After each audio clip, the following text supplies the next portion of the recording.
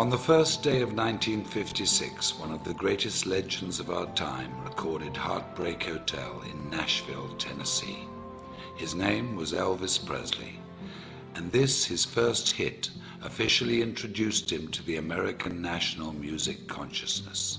The song was inspired by a young man who died an untimely death and evoked the last words, "I walk a lonely street." It was a song that would serve as the definition of a generation of music unlike anything the world has ever seen since. On that day, something else had taken place, perhaps not so momentous at the time, but that would prove to also define a generation, not of music, but of changing people's lives, and who would also die an untimely death as fate would have it. On January the 1st, 1956, in a gritty little neighborhood tucked away in South Los Angeles called La Mirada, Mark Hughes was born. His life was fairly unremarkable.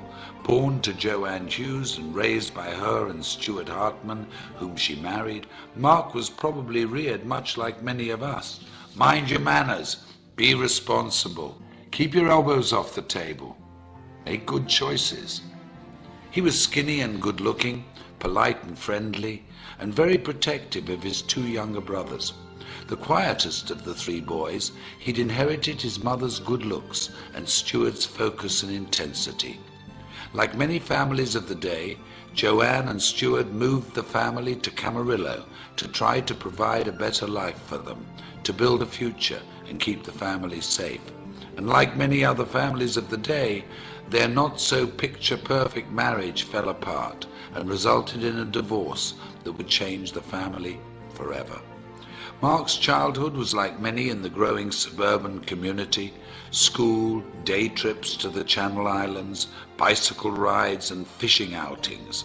That all came to an end after the divorce, and Joanne began to chase her youth, trying fad diet after fad diet. It was a scary time for Mark, and when Joanne became sick in 1969, when Mark was just 13 years of age, the family returned to La Mirada. They lived with her parents, Mark's grandparents, Lawrence and Hazel Hughes, who took the family in and took care of them as only family could. But despite their best efforts, and with Mark's never-ending grief, Joanne died of complications from the deadly combination and steady use of weight loss and sleep aids. Mark was only 19 years of age. It was then he decided he would make a difference in the world, with his mother as his beacon, and the goal of preventing what had happened to her happened to anybody else. While fundraising for a California youth group, Mark had found his calling. He was charismatic, charming and persuasive. He'd even convinced then Governor Ronald Reagan to part with $500. And with the taste of success in his mouth, the goal of changing lives through better health as his objective, the idea of personal financial freedom, and the memory of his mother in his heart, Mark Hughes entered the world of direct selling and network marketing.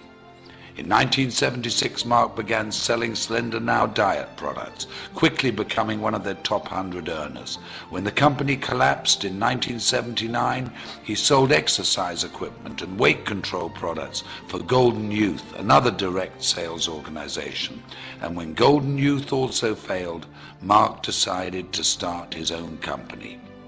Intrigued by the Eastern philosophy of herbal medicine, combined with the vitamin and mineral technology of the West, he co-developed a line of products that promised a bold 100% satisfaction guaranteed or your money back.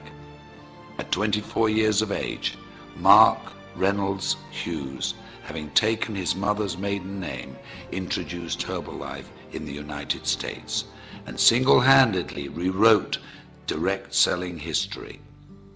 Unremarkable turned quite remarkable, if you ask me.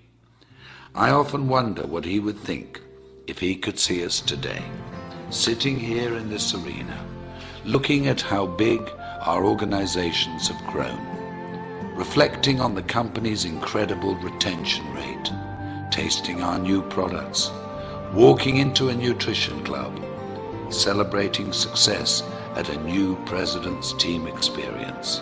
How proud he would be. How incredibly happy we would have made him. I know in my heart, as many of you do in yours, that his light is what has made this possible, that his vision is what fuels us, that we are forever changed because of his influence on us and his belief that despite what we may think of ourselves every now and again, we're truly remarkable human beings. What a gift we've been given. What an incredible, invaluable, unique gift. I had this incredible dream when I wanted to start the Herbalife company that we could help people lose weight and we could help them do it safely, and they would have not just hope, that they would have reality